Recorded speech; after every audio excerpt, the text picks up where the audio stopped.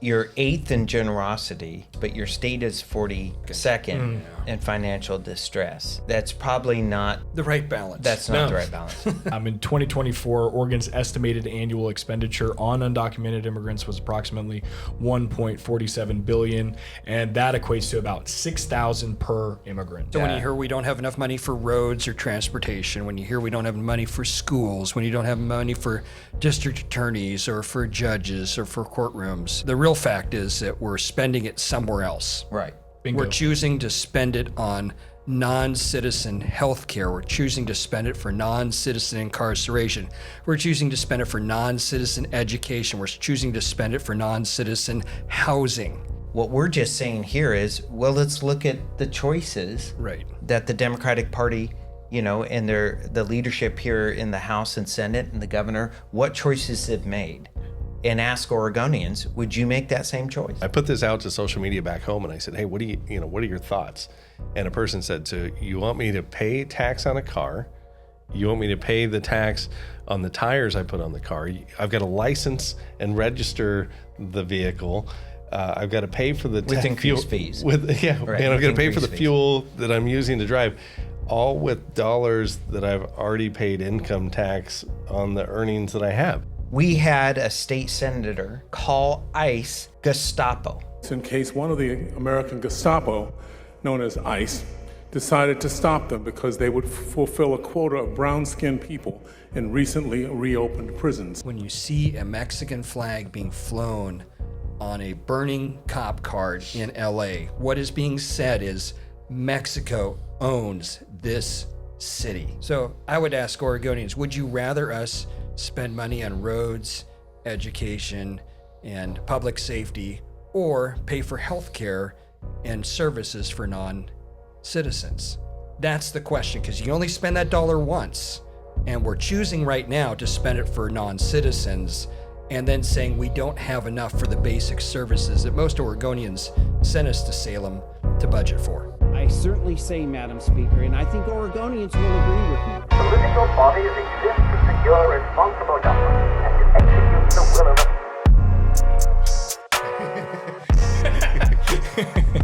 Well, good. Well, we're going to begin. Thanks, everyone, for tuning in to this episode of the Oregon Discussion on Government Efficiency. I'm Mike McLane. I serve in the Senate. I'm here with my regular co-host, Hey! Daniel Bonham, leader of the Senate Republicans. I love how you make that seem like Leader it's a big deal. I of the appreciate Senate you. I Republicans. appreciate you. And back, of course, a member of the Oregon Discussion Team. By popular demand. By popular demand. The comments have been all over the board. True that. Werner Reschke, State Representative. Good to be here. Thank you. And Werner, you're also Vice Chair of the Revenue Committee. We had a robust discussion. And what else do you serve on? Joint Ways and Means General Government, we shut that down, and also Commerce and Consumer Protection, which is the Trial Lawyers Committee. Trial Lawyers Committee. Yep. So when you say shut that down, you've completed your work. Well, we didn't. We passed off all our bills to the Capital Construction. I thank you for that. I heard we've got quite a few meetings I now have to go to. I serve on Capital Construction and Full Ways and Means, the Judiciary Committee, and I'm the Vice Chair of the Senate Revenue Committee. Nice to meet you. Yeah, that's very good. Yeah. We're the JV team. We are the JV team, yes. Under the Constitution, the Senate is a JV in the varsity's house because all tax bills have to begin Must start in the House, yes. Must start in the House. Our founders somehow knew. They knew. That the House would. And we have here, of course, extraordinary staff, Alex Lopez. Always good to be back. Always good to be back. Alex works for my Senate District 30 and the Senate staff and former director / with Congresswoman Lori Chavez-DeRemer. And yes, then sir. Worked on her campaign. Mm-hmm. Yep, utility glove. And a sharp dresser. And a sharp dresser. That's right. Very sharp. Tonight, I've watched an episode now, and I look back and I was like, man, Alex Lopez makes me look like a slouch. Alex Lopez. So tonight we're going to talk about a big issue that's currently, and that is undocumented immigrants. So back in the day, They were labeled by the federal government and statute illegal aliens. And the nomenclature today is undocumented immigrants. And it's in the news. And Oregon is divided on how many services we should provide undocumented immigrants in Oregon. But generally speaking, because Oregon voters chose one party to be in charge, we're going to look at that. And then you decide as a listener whether that's the right choice. Our country's divided. And one of the issues we just want to do here on the Oregon discussion on government efficiency, Oregon Doge, is to talk about the budget, get you the facts, let you talk. I know many people are holding Oregon Doge family town halls. They're watching the videos. They're talking with their neighbors. It's exciting. I think I've received one email about that occurring in a town, but I know it's a growing phenomenon. And but people want to know what the budget facts are. I think I mentioned this before, but for me, the most fun was my sister Kathleen lives in New Mexico, and she said, "I've been watching your podcast, and the amount of questions that it's raised for me has inspired me to engage with my legislature. I'm sending my state rep some emails. I'm asking questions of my state senator. Like I'm engaging because you've raised my awareness. I had no idea the states were spending this much money. I had no idea all the areas of life that were impacted by the legislature. And so, hey, if nothing else, we're getting the Bonham family re-engaged. Free education. Free education. And thank you for your sister in the great state of Colorado. But we've got a lot of folks, New Mexico, whatever it is. I don't know. Southern Colorado. Well, real quick. So I know we're going to dive into this immigration conversation, but you talked about at the outset of this conversation that General Government Subcommittee for Ways and Means is shut down. Yeah. And it moves to capital construction. So where does that fit into the process? That now you've got a committee that's supposed to talk about bonding authority and how we spend long-term investments, but now you're going to be faced with making policy decisions. Does it come with robust engagement? Does the community come and talk about these bills, or are you just expected to try and figure it out? Oh, it's the latter. There's not going to be, I can't imagine there's going to be a lot of public engagement. I think the party that runs the state every facet of government, the Democratic Party, choice of the voters, which of course I want to be clear, the voters put them in charge. And that means they're responsible for the decisions they make. Mm-hmm. And what they've done is they're consolidating a lot of the policy initiatives that have yet to be funding in the Capital Construction Committee. 2 Republicans in the Senate sit on that, are the co-chair, Fred Gerard, and myself. So then it goes, now there are some members of the House on that. I believe the leader Drazen is on that. I don't know who's the second one. Greg Smith. Is it Greg? Yeah. Yeah. Representative Greg Smith. And then, it heads up to the full committee where you sit and I sit, and we have to have a discussion on, what those policy bills are, but that are being funded. They have fiscal impacts. And then the budget bills are moving at a rapid pace. This is Oregon's money. Oregonians, in essence, have contributed this money, whether you work for a government, whether you work for nonprofits, whether you work for a business, small or large, you contribute taxation on your income. And we had a long discussion about that, taxes and how high the tax rates are. But when you look at what that one party, the Democrat Party in Oregon that's running the legislature in our governor, what they're going to say no to, mm-hmm. and what they're going to underfund, and then what they're going to choose to use your money for. And then I want Oregonians to know that. And so few people really understand the budget and know those appropriations. And my hope is that people listening will find interest, if not outrage, in these budget decisions. Because, frankly, on a lot of this stuff, they should be outraged. Not just at the outcome of how we're spending the money, but at the process to which we're deciding how to do it. The amount of bills that we barely discussed in a policy committee. And, not that you have to be a subject matter expert to serve on a policy committee, but as you're in the building, the longer you're there, you're talking about the same policy, you're on the same committee, you start to become more familiar with the nuance of that policy. And we do kind of rely on people that serve on those committees to be subject matter experts. And then we move these things through the policy committee. I serve on rules as well, so I've got a double beef here because the rules ends up being kind of the policy dumping ground at the end of session. Very little conversation in the rules committee about that policy topic, but yet we're expected to vote as if we've been given all the information. And so as a citizen, because we are a citizen legislature, as a citizen, I'm looking at this going, oh my gosh, I'm so disgusted. I'm so disgusted that you think that I can come in here, you can give me a 15-minute presentation on water policy, one of the most complex topics we have. We've talked about the reams of paper that go into rulemaking, and you look at the statutes and the rules on water policy, and it is a complex topic. And we gave you 15 minutes, and we told you what it's about. Make a decision. And now this is what I'm seeing in the Ways and Means process too. Yeah. So I'm used to it on the policy side. Ways and Means is kind of new for me, and I'm watching it flow through, and the ability for an expedited process to take place. And you've mentioned it a few times, that's why I'm doubling down on this. The single party rule allows for you to suspend rules and move and just you can get a policy from inception to signed by the governor in moments. Well, one of the reasons that we shut down Ways and Means general government is because the legislature's budget was in there and it would not pass.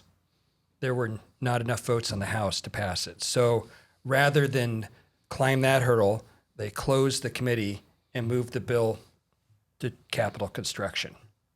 Yeah, the process it is disingenuous at best and deceptive at worst. And I think most people, who realize how little input is, it's consolidated at the leadership level of the Democratic Party, and they just move it. And they've been doing this for a while. And what we're trying to do on this podcast is let people know the details of it.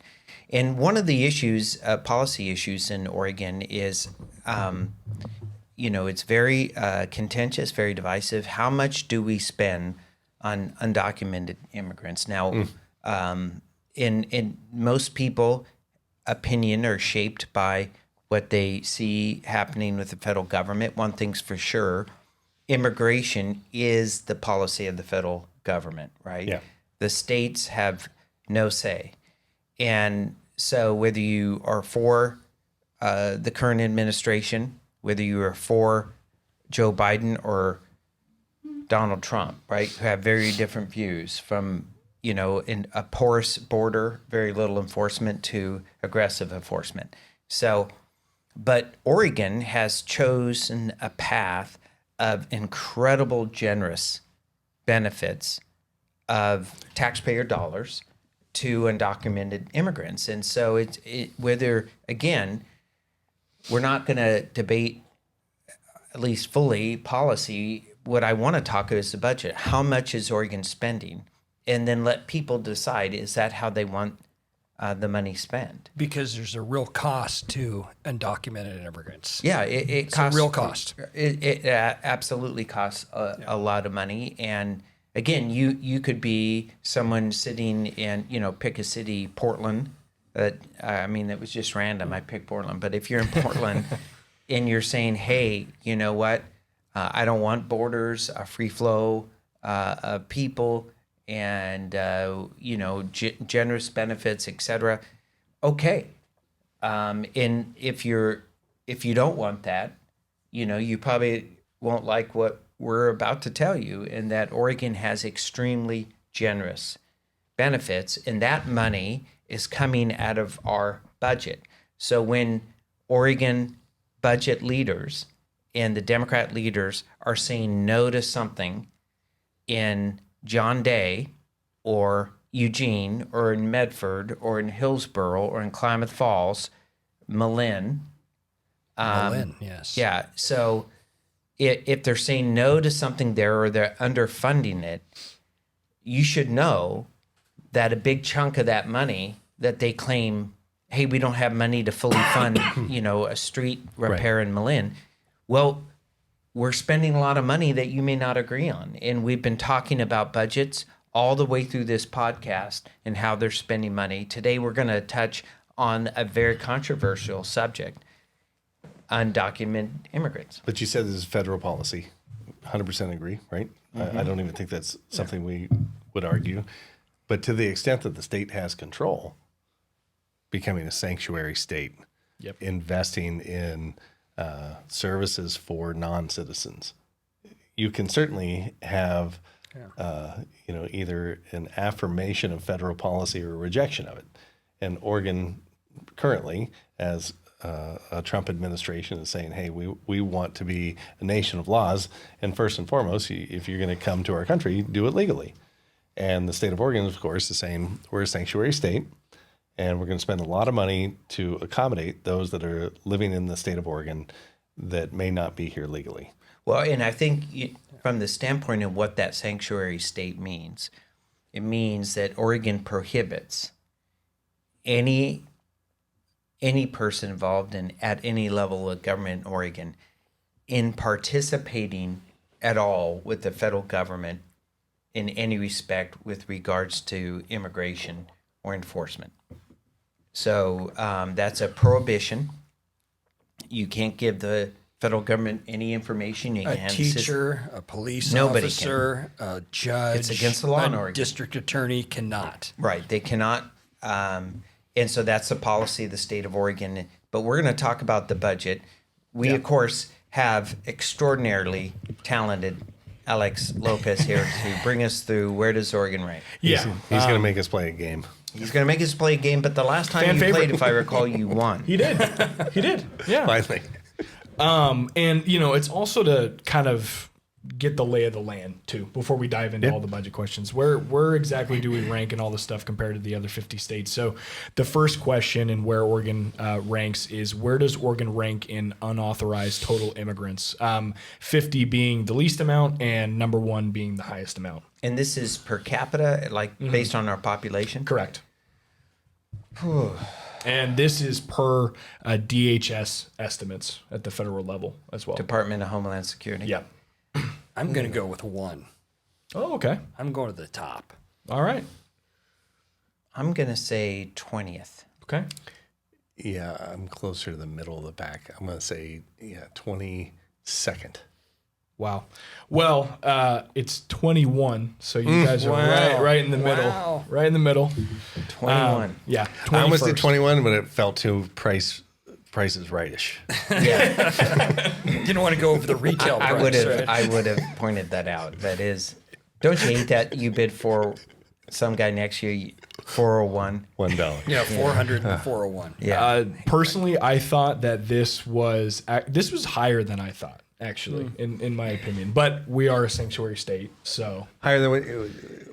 Unpack that. I thought that we would probably be like 35th. Because we're farther away from the border? Yeah. That and just, I don't know. It just doesn't really seem like that. When I was diving into these numbers and seeing everything, I was like, it just kind of stood out to me. Yeah. All right. I mean, we're not Arizona, right? Or California. So, but we do have a lot of job opportunities for people that are willing to work hard. yeah, Right. it's a great point. All righty. Next question. Where does Oregon rank in cost per illegal immigrant? Meaning, how much does the state invest per? Yeah, per immigrant. Exactly. How much does the state pay?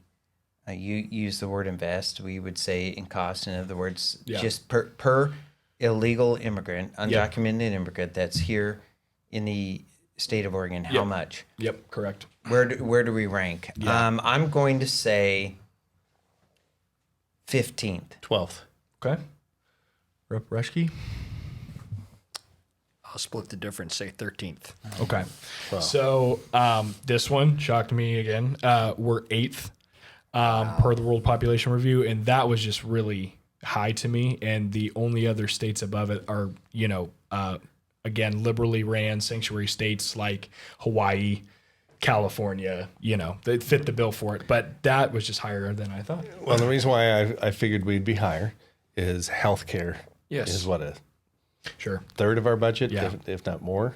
And the largest driver of expense is healthcare, and we've chosen to provide healthcare coverage to non-citizens. So that's a big expense. Being a bad host, who was closest? It was me. It was you. Okay. All right. Well, Bonham's in the lead. 15, 12, 13. Bonham's in the lead. And the answer was 8. Because I'm giving you a tie right there for the Your last one. recall is spectacular when you compete. If you're competing in it like a board game, you must just be awful at home. This next question isn't necessarily immigration related, but I wanted to throw this one in here because we're talking about spending, on undocumented immigrants. And this next question is, where does Oregon rank in overall financial distress? People that just feel like they don't have enough money to live, pay the rent, stuff like that. And this is per the New York Post. So survey rather. Survey, where do we in financial distress? So this is the people who are experiencing distress, their opinion of that, or like whether or not there's a threshold of income. Exactly. Both. Like their complete take on it when they're asking all these 50 states and they're putting all the responses into this article. I'm going back to like 22. I think we're so middle of the pack. I'll spit this out too.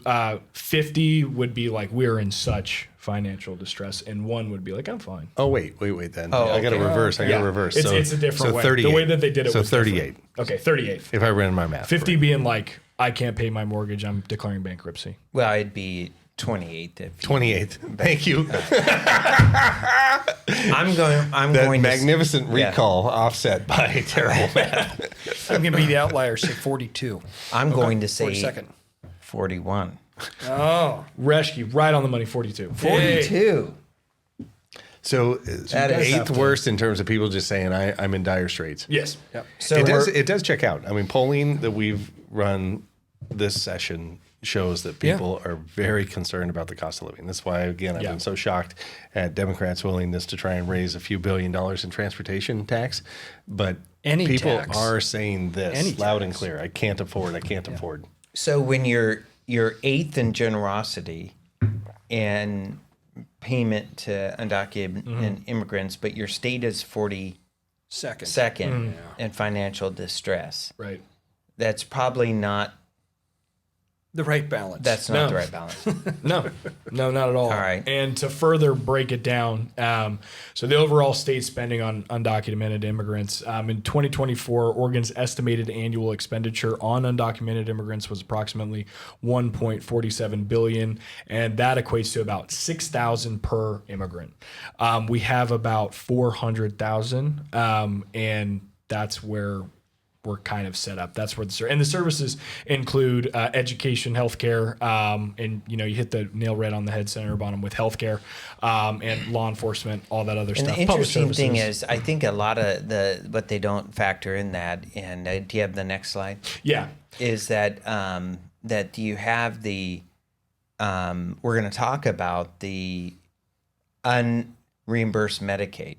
Yeah, and which I don't believe is factored in that. Yeah, and probably not. And to dive even deeper on the Healthier Oregon program, I'd love to hear your guys' take on that. Which it's up right now. Why don't you give us an overview? Tell us what the Healthier Oregon program is. So the Healthier Oregon program provides free health coverage and services to individuals in Oregon regardless of immigration status, as long as they meet income criteria. As of July 1st, 2023, anyone who qualifies can access the full Oregon health plan benefits, which include medical, mental health, and dental services. The program also offers support through certified community health workers to help eligible members navigate the healthcare system and access necessary services for more, I just pulled this right off the Oregon Health Authority. For more information to apply, you can visit the Oregon Health Authority website. And to dive even deeper into the budget and the process, Oregon Health Authority would receive nearly $200 million that would help meet the demand for healthcare costs through June under the Oregon Health Plan and the related Healthier Oregon program, which serves undocumented immigrants. DHS says a rebound in demand for services among the aging and people with intellectual disabilities requires an additional $161 million before the next budget kicks in. And to cap it off, the Legislative Budget Committee says an increase in the state spending in those two agencies will help the state bring in about $1.2 billion in federal matching funds per OPB. And currently in the Healthier Oregon program, as of December 2024, 100,000 people are enrolled in that, and less than 20,000 of that are children.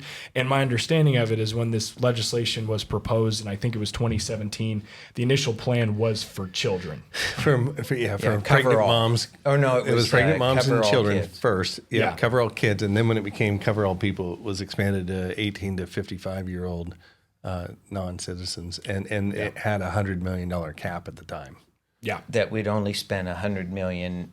Now, what most people, if they're diving into the budget, they may not understand that. While that the Medicaid reimbursement from the federal government, which is at, I believe, about a 90% rate for the Obamacare expansion population, and it's pretty high for even predating. But when you have someone on Medicaid, they get free health care and dental care, and it's part of what we call the Coordinated Care Organization, or the CCO system, which makes up what is the Oregon Health Plan. Mm-hmm. Okay.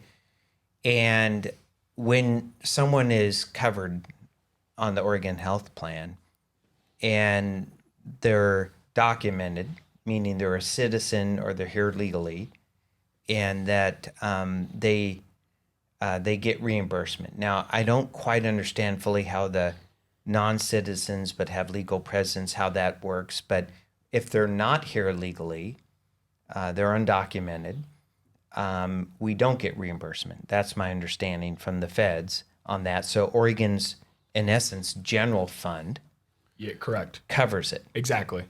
And my also understanding, and again, I invite those who know more to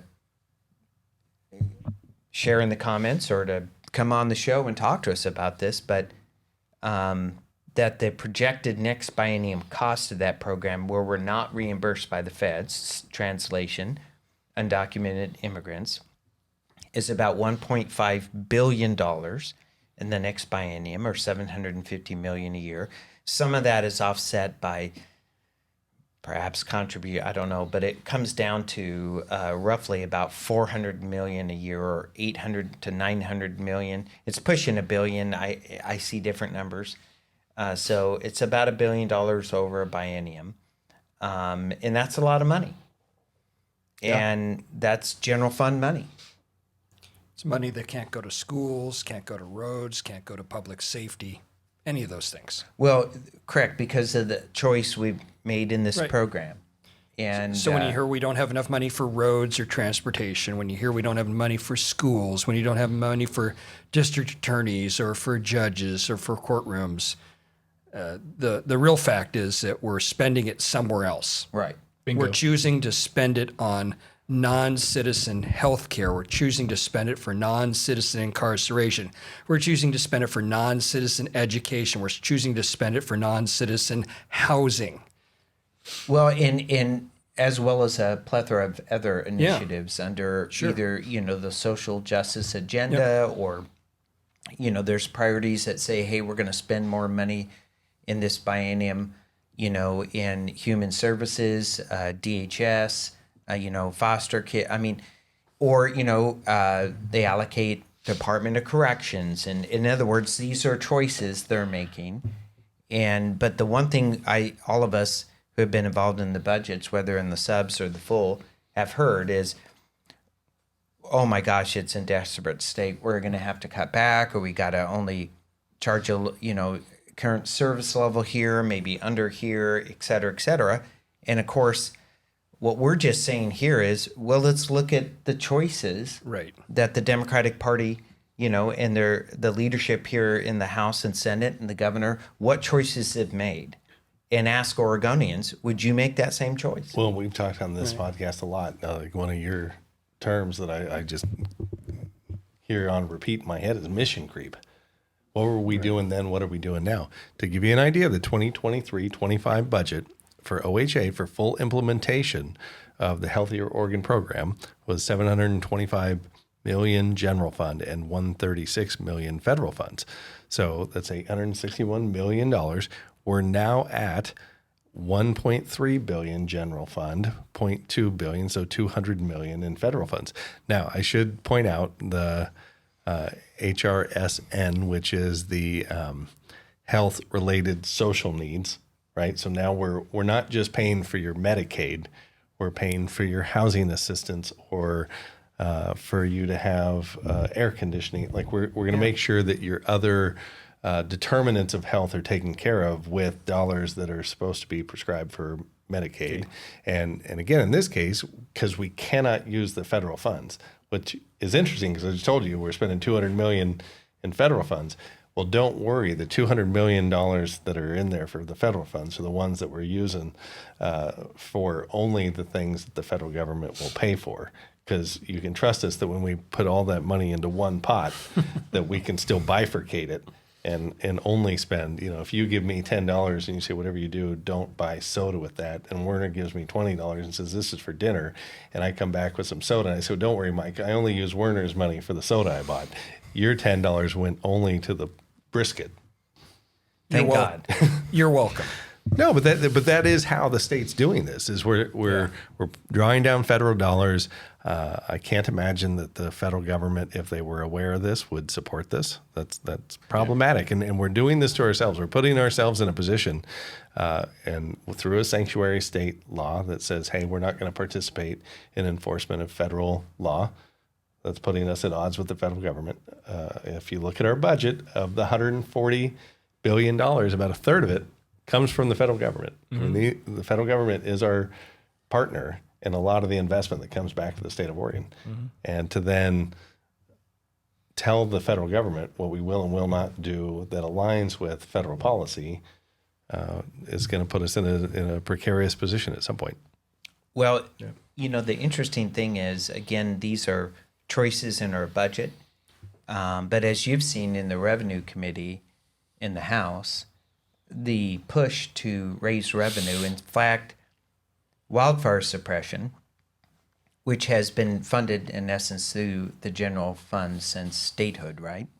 Yep. And but now the governor told us the other day when we were meeting with her, new revenue. It has to be new revenue. We don't have any money for in the wildfires. general fund. Yeah. Right. Wildfire suppression has to be new revenue, and we've got. As we speak here, you have family members being relocated due to fire east or west of the Dalles. Yep. And that fire suppression is an obligation of many of our first responders, and God bless them and keep them safe. But the state's obligation is to pay out of the general fund. But now the governor has said, and the leadership of the Senate and the House, the Democratic leadership have said, you need to give us the kicker or find new revenue for wildfire suppression. And I got to tell you, I don't think anybody in the Dalles right now, if asked, do you believe the general fund should go to wildfire suppression, would say no. Right. And so when there is this false scarcity, and then you have to say to the governor, and to the rest, where are you spending money in our general fund, thus that you've reached this conclusion that we have no money for wildfire suppression? Now, they're going to spend money in wildfire suppression. The one way or the other. Right. The governor's going to respond. She's not going to withhold crews. Of course she's going to respond. And that costs money. And that costs money. But this idea of scarcity imposed because of their social justice agenda to then say our budget doesn't allow this or doesn't allow that because of this idea that we've created a scarcity, and now if you want your communities protected, you better come up with taxes or give us a kicker. And you know, when you hear the term new revenue, especially in the legislature, what I hear is the state is spending all its money perfectly, right? We've got all our priorities exactly the way the people want. But you Oregonians, we need more of your money. We need to rearrange your budget so that we can meet our obligation to fight fires, your obligation to pay for education, for public safety, for transportation. We don't have enough of your money because we've budgeted it in a way that's perfect. And we would disagree with that perfect notion that it's not being spent well. No, it's being prioritized incorrectly. And like you said, it's creating a false scarcity. This false scarcity narrative that the Democrat leadership and, well, the rank and file, all of them have been pounding on all session long. And of course, several times I've said, I can come up with $2 billion right now. Yeah, Absolutely. Yeah. I can, and I've said to many of them, I can that fast, $2 billion. The transportation budget's a funny one, right? We released a Republican framework that said we can actually balance this ODOT budget and give you the $300 million that you need to do the core services. It just means you can't do all the things that are non-core services. All the things that the Department of Transportation, without raising taxes, and instead, at least $1 billion a year is all they're willing to admit right now, because we haven't run the math yet on what these taxes mean. But I've got a list here: gas tax up 37%. Gas tax starting in 2029 will then just be tied to inflation. So we're going to automatically increase which is the worst thing to do, tie a tax new to road inflation. use charge. We're going to charge you per mile driven. I loved it. I put this out to social media back home, and I said, hey, what are your thoughts? And a person said, so you want me to pay tax on a car? You want me to pay the tax on the tires I put on the car? I've got to license and register the vehicle. I've got to pay for the with increased fees. And I've got to pay for the fuel that I'm using to drive, all with dollars that I've already paid income tax on the earnings that I have. To keep going real quick, I'll blow through this. I promise I won't belabor this, but car title fees up 136%, payroll transit tax up 300%, registration fees up 163%, a new car sales tax of 2%, a used car sales tax of 1%. So sales tax. A sales They're tax. implementing a sales tax in Oregon. on cars. Second new car sales tax. If you buy a second new, you know, If you have 2 new cars, you have to pay. you gotta pay 1%. New driver's license fees are up 72%. Driver's license renewals up 54%. Written driver's tests up 43%. Driver's license tests up 147%. Driver's learning permit, our youngest drivers, 270%. 272% increase for commercial drivers. Motorcycle endorsement up 75%. Motorcycle registration up 150%. Utility trailer registration up 163%. Heavy trailer trip permit up 170%. And a farm endorsement up 235%. And that's in contrast to the Republican plan that says no new taxes. We'll just reprioritize and make efficient what ODOT's doing today. Right. By looking at their budget, what you did, because you led the effort, by looking at the budget, right? You and Leader Drazen and others. Well, Senator Starr, he asked the key question right off the bat of ODOT and said, what is the state asking you to do that has nothing to do with taking care and maintaining roads? And they sent him the list. They actually told the truth. Yeah, they said, here's the $700 million worth of stuff that we don't have to do. And that's a great example, and we should do a separate podcast just on what the Democrats want to do that you just whipped out versus our plan. But in essence, we said, we're going to look at how you're spending money as a priority, and we're going to object to this false narrative of scarcity. And we're going to say, look, we're going to put that contrast up for Oregonians. And so when we talk about wildfire suppression, and some of the ideas, in fact, I think that your committee reviewed was a bottle tax, right? Right. Or what was bottle it called? bill tax. A bottle bill tax. 5 cents a bottle. So rather than 10 cents a bottle, it'd be 15 cents a bottle. But when you redeem it, you'd only get 10 cents back because the other 5 cents is really a tax. And that is how they said we've got to pay for wildfire suppression. Yeah. Because we don't have enough money. Correct. And we're spending like that. almost $1 billion on just That got healthcare me. alone on folks that are undocumented. And so, this is where people just say, look, and we could go deeper into the budget, and we have in previous podcasts about choices of everything from DEI programs I mean the what I call the social justice agenda that this one party state has run over the last 10 years has been pronounced, and it's costing real money, and people are tired. Right. I think there's a general fatigue, frankly, with taxes. We've talked about last time you were on. We talked about the tax rates in Portland. Correct. And what are they? How do they rank? They're pretty much the highest in the nation. The highest in the nation, unless you make 25 million. Yeah, over 25 million. Then New York wins New out. York's a little bit higher. But other than that, we're the highest. Right. And if you live in Portland and make over 400,000 in a combined return with your spouse. But okay.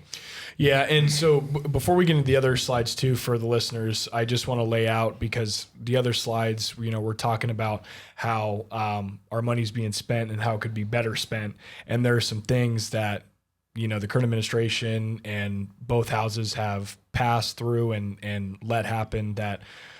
Do the viewers really want their money to be spent in these ways? And for a little background, we are a sanctuary state. We've talked about that. We've been a sanctuary state since 1987. But what essentially that means is it bars state and local agencies from assisting federal immigration authorities without a judicial warrant, and requires documentation and denial of federal immigration enforcement requests lacking a judicial order. So we have this policy, right? Yeah. We're going to be welcoming to non-citizens to live here and work here. That's one policy choice. Then the next policy choice is, we need to provide them health care. Yeah. Right? And then we need to provide them education. Yeah. And then we need to provide them housing. And so those are different choices besides just the sanctuary state law or policy choice. But the thing is, well, if they're here, it would be cruel and unkind and not nice to not provide them these services because they can't work, because they're undocumented workers. And I think that's just a false narrative. I think that the whole notion that they should be here in the first place is incorrect. And when the Trump administration is working to get rid of or to remove undocumented workers, non-citizens, especially criminal elements of non-citizens, I think that's their emphasis right now. And if you look at the numbers in Oregon, I believe the numbers are about $300 to $320 million we spend on incarcerating non-citizens in the state of Oregon. Interesting. Per biennium. So, we started with 1.5 billion. Now you add another 300 million to that, and you're almost to 2 billion just like that in the sense of healthcare and incarcerating non-citizens. I think the rate in the U.S. is 21%. If you take that number multiplied times the number of incarcerated adults we have, and multiply that times $184.73 a day, multiply that times 365, multiply that times 2, you get to $320 million a biennium that we spend on Oregonians spend tax dollars out of the general fund that could be used for education, could be used for roads, could be used for public safety. Instead, we're spending it to incarcerate non-citizens rather than the governor commuting their sentences, having ICE pick them up and deport them.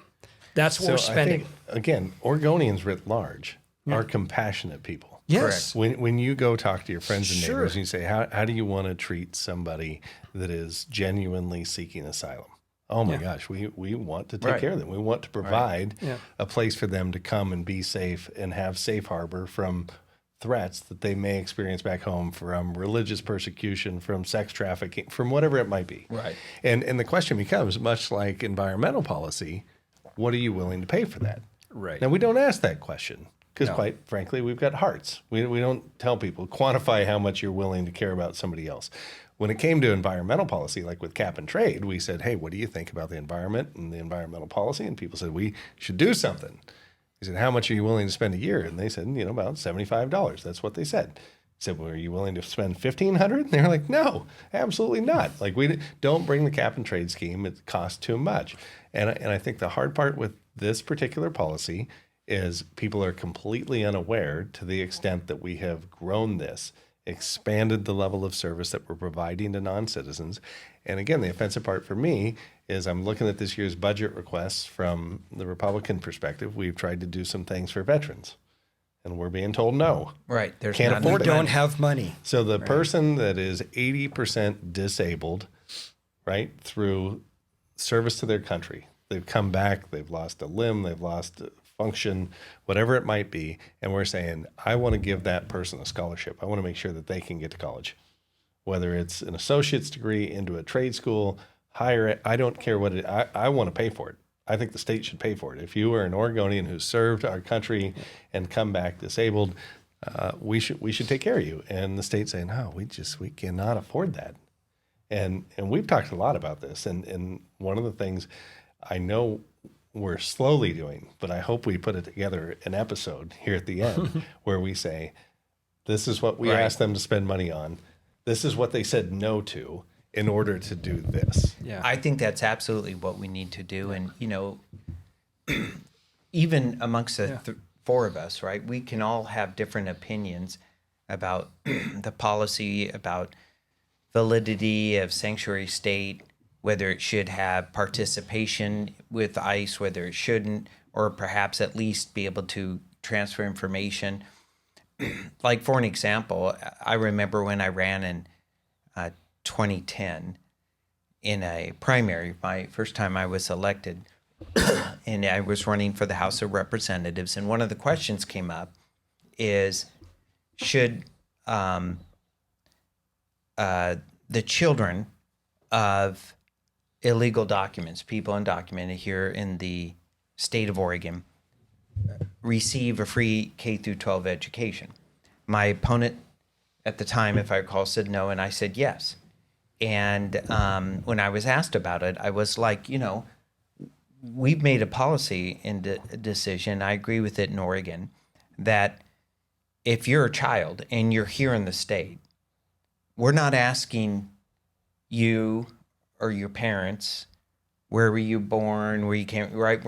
Every kid in the state has a right, in my opinion, to a free public education K through 12. And I made that argument. I still believe that today. And I won the primary handily. Yeah. In a very conservative Republican district. I won 75-25 because most conservatives and most Republicans absolutely agree with that. And the question is, what, as you pointed out, what have we added to that? Correct. And there's just been a 10-year, 12-year Growth. a growth where it's extended into free healthcare. It's extended into, just the benefits. And so when you sit back and you go, okay, you may disagree, you may not agree, but when they're saying no to veterans, when there is a scarcity that they're saying, come up with new taxes or give us a kicker. To pay for wildfire or for roads. Or right. That's a point you're just saying, no, wait a second. Let's look at what you've done the last 10, 12 years in this state. We're choosing to talk about, we've been talking about this for a while. Today we're talking about immigration in part because it's topical. Yeah. I mean, we had a state senator on the floor. Ridiculous, yeah. On Monday at the floor of the Senate, call ICE, the Immigration and Customs Enforcement, they called ICE Gestapo. And we're going to show you a clip of this just so you can watch it. Under remonstrances, recognize Senator Frederick. Thank you, Mr. President. Colleagues, two neighbors showed up at my front door yesterday. One's 14. She's about to graduate from 8th grade and head to high school. The other is her mom, who arrived here adopted from Colombia at least 35 years ago. They came to my house to talk, to giggle, to talk about neighbor things, to look at my wife's artwork. They came to remind us that the youngest one was going to be graduating from middle school this week. Before they left, however, I had to give them some advice because they are heading after the graduation to California, the Bay Area. No, I didn't give them advice regarding Trump's initiated demonstrations, etc. I had to give them advice because they needed to have their birth certificates and IDs with them. They needed to have these documents available to other folks in case one of the American Gestapo, known as ICE, decided to stop them because they would fulfill a quota of brown-skinned people in recently reopened prisons. It is extraordinary that we have an American Gestapo, ICE, out there as we speak, grabbing people from the streets, from the restaurants, from the schools, from the courthouse, people who, in fact, are obeying the law the best they can, but are now faced with a white supremacist attack. They won't be asked to give papers in the original pre-World War II German, but they will be asked in English. It really won't matter because ICE and the administration decided that anyone with brown skin fits their quota and people they can harass. We know what the administration wants to do is to declare martial law so that then they can no longer have anyone disputing them and their desire to create a dictatorship. This is not a conspiracy, it's straight from the leaders of this administration. So my neighbors are taking copies of the birth certificates with them. They're sending it to folks that they're staying with down there. They're sending it to me in case someone comes up and says, show your papers. They can at least show them that. Whether the ICE folks will accept it or not is unclear. And this, frankly, is outrageous. Thank you, Senator. Continuing under remark. Okay, they've seen the clip. I was shocked. And in fact, you stood up the next day and said what? I mean, quite frankly, ICE is an agency that is federally funded, designed to enforce law, to do the work that these are men and women in uniform, authorized by the United States to enforce our law. They deserve our gratitude. They don't deserve our ridicule.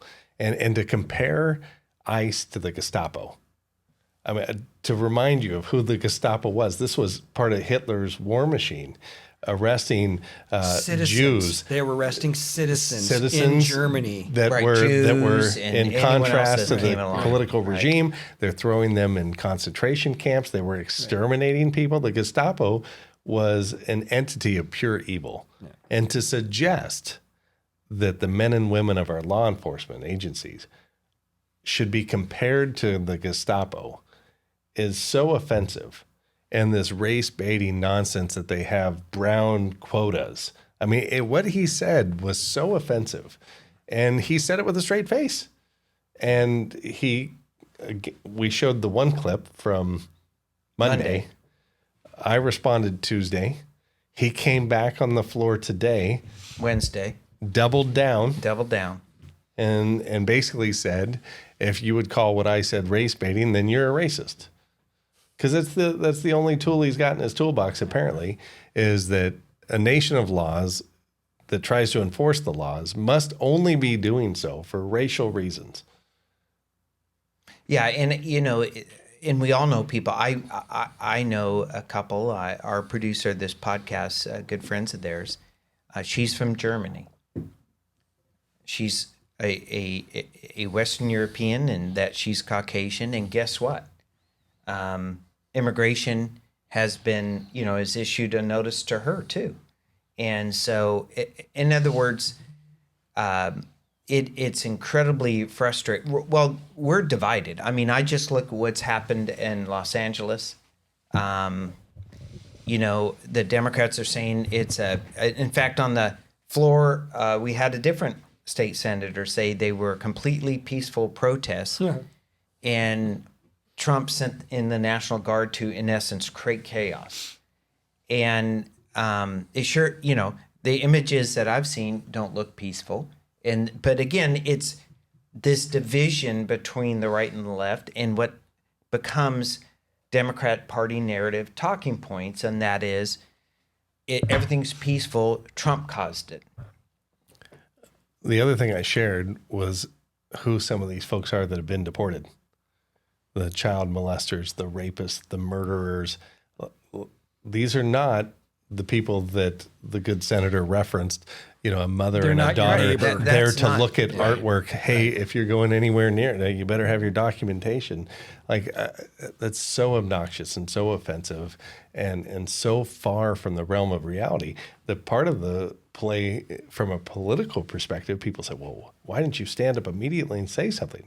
I'll be honest with you. I called my comms department and I said, be sure to capture this and put it out to Oregonians. Yeah. I think he's so far on the fringe and so far on the margin. I don't think what he said resonates with people. No. I think people hear what he said and they're like, that's what's wrong with society right now is everybody wants to jump to the most extreme response. They want to incite you with some reference to Nazi Germany that's so far from reality that I said, put it in front of people. Yeah. If people just see what he said, people will reject it.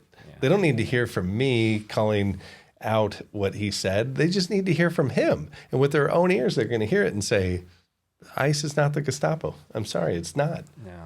No, when you think about the references to Trump being Hitler, it's Nazi, so historically ignorant. It's shocking to me. And then after that constant refrain from the Democrats in the election, he's Hitler, and on and on. And then he won the popular vote. Right.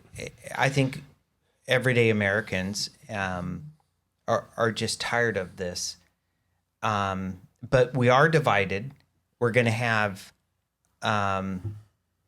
anti-ICE, or I don't know what they're called, protests across Oregon this weekend. Got one in my hometown. Yeah, and I think some of my cities as well, even in my rural district.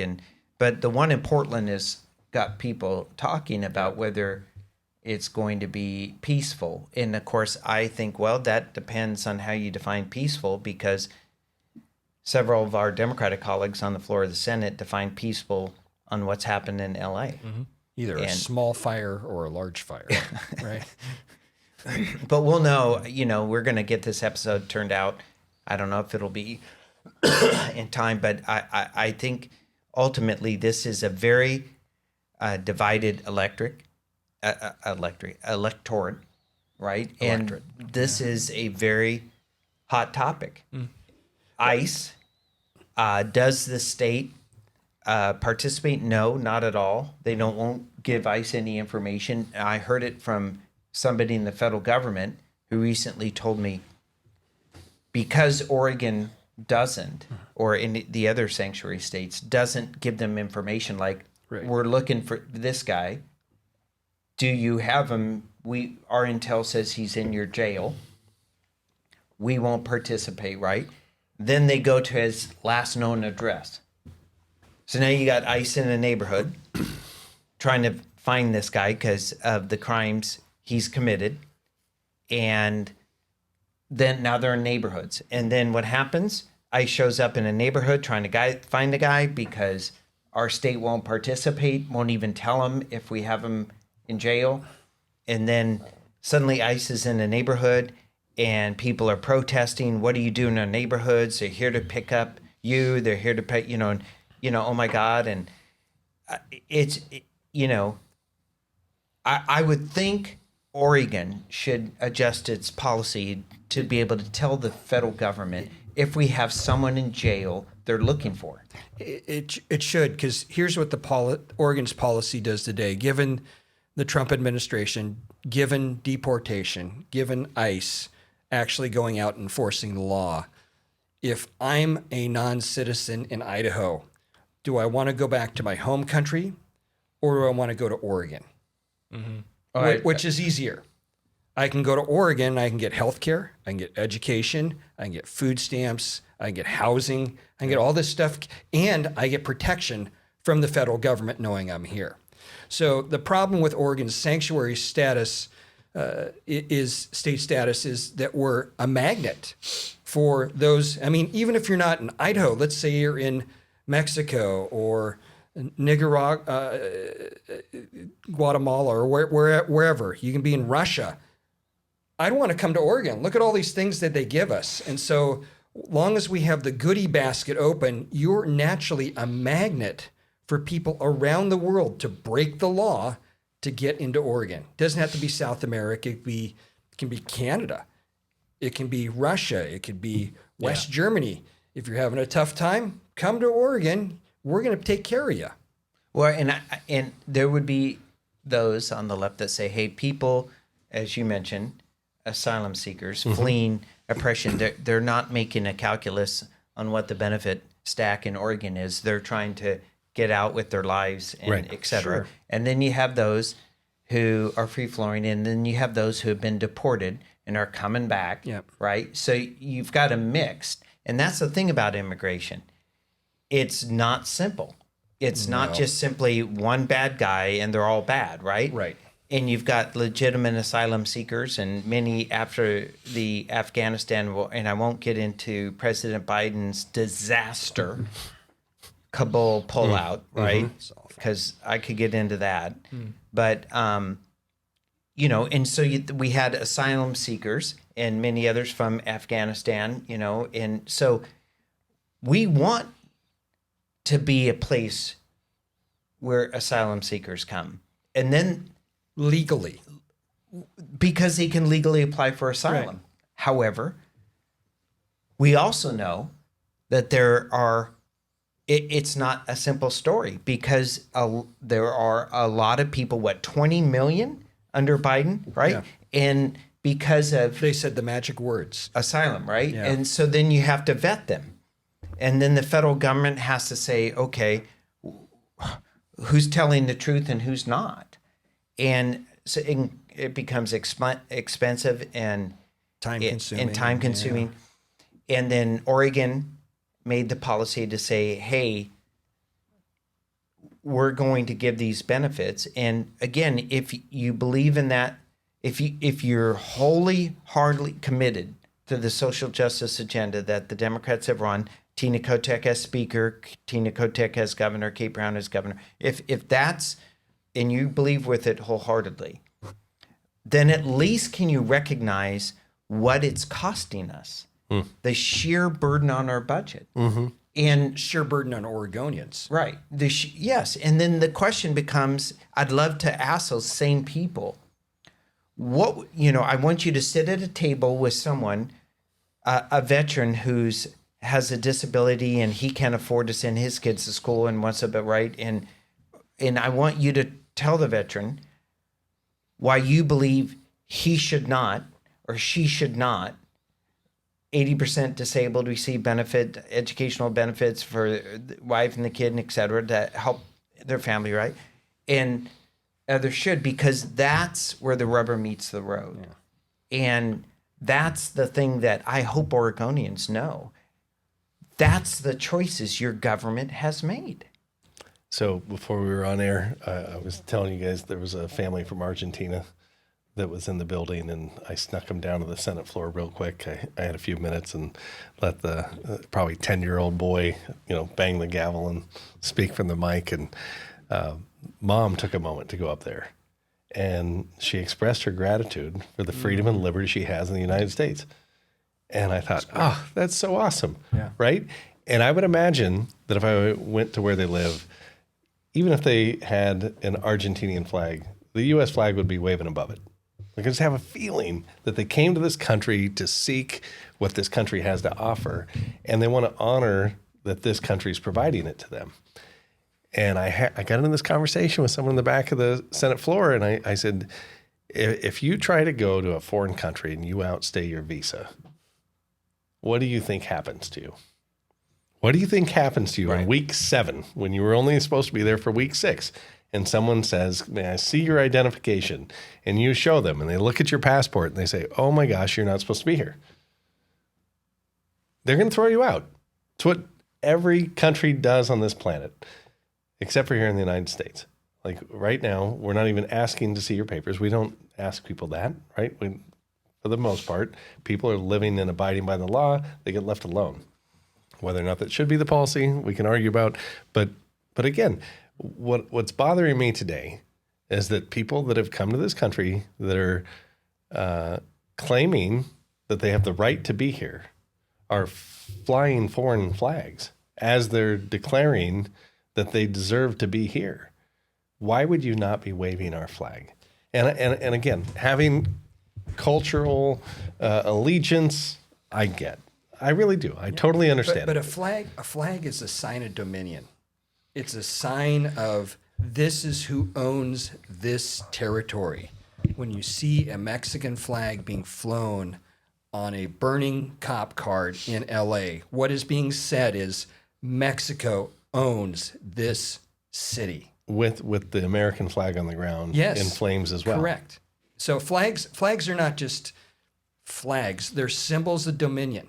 Why do you think on Apollo 13 they took an American flag and planted it on the moon? I think because it would be a nice Apollo 11. Apollo 11. 13 was the disaster, Yeah, right? yeah, Exactly. Tom Hanks movie. Solid Tom flick. Hanks, that's right. Failure is not an option. Great movie. Great line. And next podcast we'll talk about so Failed missions. But again, right. people that have But come yeah, here 11. that have embraced our culture, that Yep. are so thankful to be here because they came from an Yes. oppressive regime, because they came from some place where they didn't have the freedom and the opportunity to find financial freedom. Opportunity. And they They- found it here. They celebrate it. and they wave come here our not flag. for benefits. They come here for the opportunity to succeed.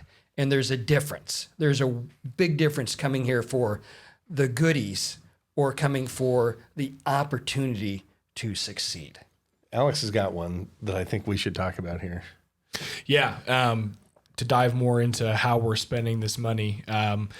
This is a story that was back in August of last year, but this program is still prevalent till June 30th of 2025. It's the Hacienda Community Development Corporation.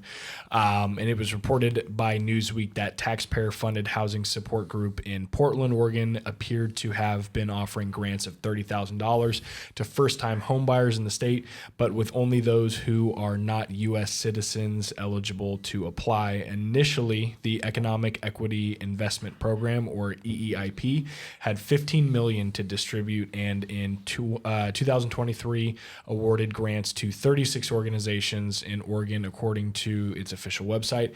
The scheme received a further $8 million in 2024 and is intended to last through June 30th, 2025, which is in 19 days. We still got 19 days. If you were born in Hillsborough or Bend or Boise or Medford, No assistance. you would not be eligible for this program. But if you were born in Moscow, Yeah.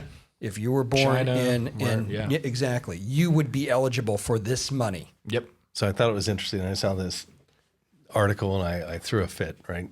Went to social media, called out to the mass media that this Hacienda group was really doing some nefarious things. And interestingly, Ernesto Fonseca, who is the chief executive, reached out. He said, "Can we meet?" And I said, "Absolutely, let's meet." And he came, and at first he said, "This is a marketing disaster. My marketing people put out the wrong material." And I said, doesn't really fly with me. And anyway, he kind of gave me a couple different stories, and I rejected them. And I said, "Listen, like, you're the CEO, the buck stops with you. Take responsibility. Like, you put this out there." And finally, he said, "By chance, did you see the Business Oregon RFP for this program?" And I said, "No." And he said, "Well, here, read through this 12-page document that specified who should apply for the opportunity to deploy these grants. The state of Oregon was the one that required him to give this to non-citizens. Yeah. It wasn't him." I said, "Why didn't you lead with this? You're making complaints about your marketing team or that you were misquoted. Like, why didn't you just say all I was doing was following the direction of the state of Oregon?" And again, I said to him, I said, "Do you have any idea how offensive it is? I've got a 23 and a 25-year-old that are making decent money, who graduated from college. They can't afford a home. They can't afford the down payment. And you're providing down payment assistance to non-citizens with Oregon taxpayer money." And of course, he said, "Well, taxpayer let me money talk to you. that I got all sorts of down payment assistance programs I can The help you with." taxpayer money that your children are paying for. They're Well, paying so somebody else can get anyone who pays taxes. In of course, what is supposed to be happening if someone's a non-citizen, and they're working, they're supposed to be paying taxes too. Correct. But the issue, what we're talking about is this the value? Is this what Oregonians want to do? And one of the reasons we're asking about this is why we started this podcast. There is a storm that's hit. This storm is going to last. The budget deficit, as we speak, I will. Are you going to beat me there?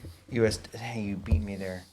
36.967. 36,967 billion U.S. national debt. We're going to hit 37 billion clearly by the end of this month. And the interest service on that, we've talked about it. We've talked about the consequences of it. Oregon is ill prepared for it. This is a generational problem. We've now entered time where the flood of federal money is not going to be the same. And that's an understatement. Mm-hmm. And Oregon has to get its house in order. And when times like these happen, and I think this is going to be extraordinarily difficult, it's going to require shared sacrifice by multiple generations currently so that later generations can secure the blessings of liberty for them and, to have the services they need to prosper. So when you're in this environment, we're asking the Democratic Party, who the voters chose to run it, right? So we're saying to you, look, the voters put you in charge. Why are you spending money this way? Do you not understand what's happening here? And then they say, well, we don't have enough money for fire suppression. We don't have enough money for veterans education. We don't have enough money for fish and wildlife programs. And roads. And that's why we got to raise massive fees here and massive fees there. And it's like, well, wait a second. Okay, I hear your plan. Could I just ask you to pause on that plan? And we'll get back to taxes and fees. And we'll get back to, underfunding some important right. But could we just look at how you're spending money now and ask you to rethink this? And somebody who's in debt, when they go to debt counseling, right? What's the first thing they look at? Do they look at, oh, you need new revenue? The first thing they look at is, how in the world are you spending your money? Right. Right? Right. And that's all we're saying is, are you spending all your money on a vacation? Are you spending it on all eating out? Are you spending all your money on going to movies? Or are you spending all your money on subscriptions and you can't afford your mortgage, you can't afford your rent payment, you can't afford your car payment? Get your house in order. Here are the things that you should be spending your money on, and these other things need to go for right now until you get your house in order. And that's all we're asking is, Oregonians, take a look at how the Democrats are spending your money in the legislature and ask, when they say, oh, you need to pay a little bit more. You're not paying enough for your car. You're not paying enough for wildfire suppression. You're not paying enough for schools. And yet we're spending it over here on all sorts of other things, especially as we're talking today about undocumented immigrants or non-citizens, for their health care, for their food stamps, for their housing, for their education, all that stuff. Is that the right priority? And of course, when talking to many of the Democrats, one of the things that, not uniformly, but one of the things that I've heard is, well, first, we'd have enough money if corporations would pay their fair share. Fair share. And I'm just like, okay, define fair for me. Because when you say fair share, you always mean more. And corporate tax rates in this state are high. And what just happened today, Leader Bonham, to a big corporation headquartered in Oregon? Yeah, they moved to Arizona. Dutch Brothers. Yep. Right. And so we're seeing corporations leave and wealthy folks leave, and with regards to state tax, and you and I are in a subgroup trying to work that out. And of course, what was their thing? Oh, we could adjust the estate tax as long as it's revenue neutral. We have to raise more taxes. And, but that's another podcast. But one of the things that I do think most people, and again, I'm going to just say most, not all, some people are okay with anybody voting, regardless whether or not you're a citizen, but most Oregonians believe that you should have to be a citizen of Oregon, a citizen of the United States in order to cast a ballot. And so, Alex, that's not exactly this, but it's conflated with this. Walk us through this policy. Yeah, so driver license for all. In 2019, Oregon passed House Bill 2015, allowing all residents, including undocumented immigrants, to apply for a standard driver's license or ID card without proof of legal residence. Applicants must still provide proof of identity, date of birth, and Oregon residency. The license aren't Real ID compliant and cannot be used for federal purposes like boarding flights, but no proof of legal presence is required.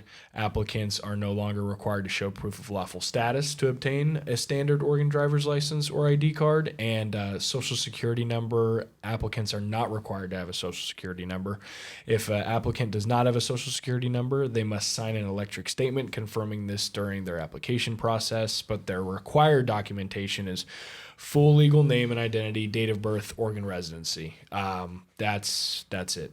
So when this originated, one of the big advocates was Chuck Thompson, who's my predecessor in the Senate, somebody I respect and admire, works in his orchard, works with a lot of people that have significant labor resources that are non-citizens. And they said, well, one of the challenges we have with insurance, one of the challenges we have, period, with who can drive and who can't, you don't want to be driving with a foreign driver's license and get in trouble with the law here. And so in order to say, let's mitigate the risk, let's make sure that people understand our laws. Let's get these people a license that says that they understand Oregon laws. And unfortunately, though, at the time, Democrats simultaneously said, we should have this policy called motor voter. And we're going to take anybody that comes in for a driver's license, and we're going to make sure that they're registered to vote. So, of course, a few of us raised our hands and said, won't this be a problem? And they said, no, there's nothing to see here. Covered. There is absolutely no way someone coming in for an ID or an Oregon driver's license for the standard one could ever possibly get registered to vote, because we know that they're non-citizens. And in this last election, it was actually in the Dalles during a transportation roadshow meeting that Director Strickler pulled me aside and said, I need to talk to you about something. And I said, okay, what are we talking about? And he said, well, we've got about 1,800 people that have slipped through the cracks and are registered to vote. And I said, how is that? Just 1,800. How is that possible? oops. Well, the 1,800 were the people that had utilized a passport for their proof of Identity. And so they used their passport, and the drop down for the passport, the first option was United States. So the default, if you didn't proactively scroll through and find it, and you just clicked, they used passport, it would populate United States. The program did that.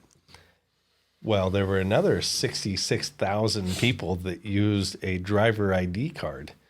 Guess what the default was for that one? Oregon. So at first they're like, okay, we've got these people that have registered to vote that shouldn't have, and it's through this motor voter. We think we've figured it out. We think we've curtailed the problem. And of course, the governor, we got to hold and put enough political pressure on her that she said, okay, let's delay and suspend. Yeah. Let's hold off on using motor voter here for a little while until we make sure that we've got this right. But of course, it's back.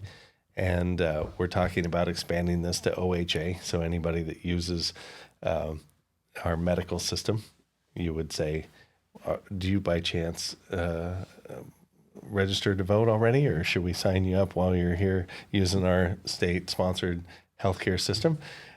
That's something that the state's looking into. And of course, what have we talked about already? We've offered now medical services to everybody. We've allowed them to be on the Oregon Health Plan, regardless of citizenship, So why do you think the majority party wants to allow registration through the OHA other than to try and find more voters that are relying on state resources to then affirm their control and continue to support? Well, that's quite cynical. Well, I apologize. I wanted to throw into, a great explanation of that. And we talk, on this podcast all the time about government efficiency.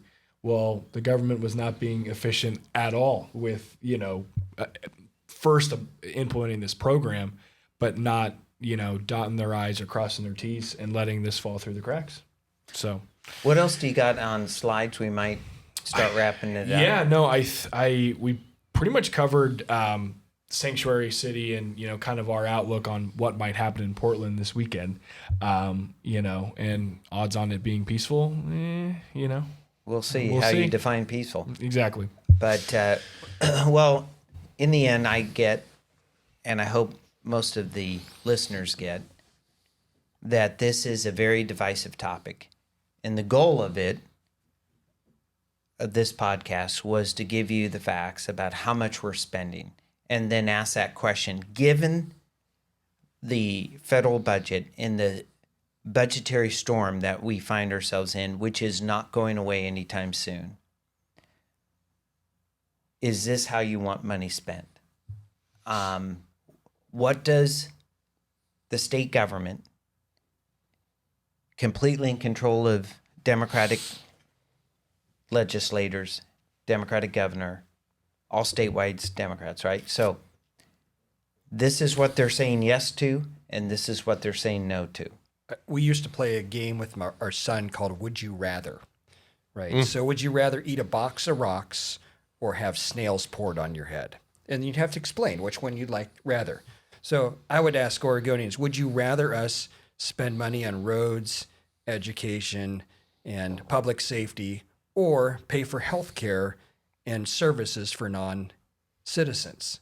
That's the question, because you only spend that dollar once, and we're choosing right now to spend it for non-citizens and then saying we don't have enough for the basic services that most Oregonians sent us to Salem to budget for. All right. Amen.